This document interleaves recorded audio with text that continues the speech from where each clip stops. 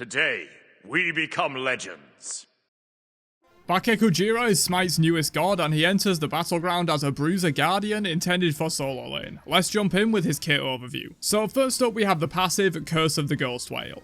Enemies that apply hard CC to Bake are cursed, causing them to deal less damage to all targets. This has an internal cooldown of 10 seconds, but can stack to increase in strength and refresh the duration. Bake also has unique basic attacks which tie into his passive. His attack speed starts at 1.25 and is capped there, it can never change. His basic attacks pulse out around him in a 360-degree area and damage all targets in that range. Bake also converts 30% of protections from items and abilities into bonus basic attack damage. So for example, if you had 400 total protections, you'll deal 120 extra damage on all your basic attacks permanently. These are meant as his main damage source and wave clear tool for the solo lane. Since he can't gain attack speed, this is also converted, but instead of damage, this converts to haste, which lessens Bake's basic attack movement penalty.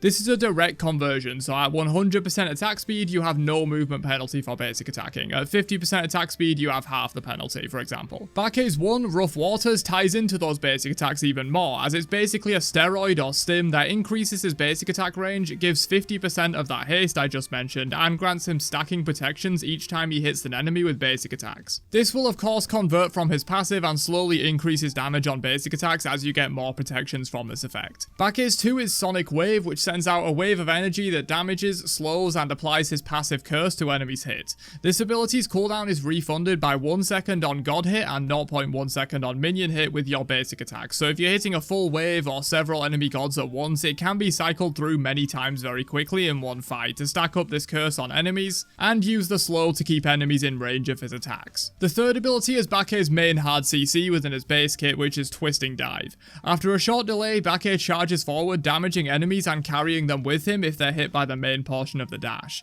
Enemies in the circular area around him take damage as well, but enemies hit by the dash portion take significantly more damage and are of course pushed with Bake. And finally, the ultimate ability is Yokai's Lament, which creates a large area around Bake and grants him bonus basic attack damage for the duration of 5 seconds. The inner ring nearest to Bake increases damage that enemies take, while the larger outer ring causes time dilation to enemies.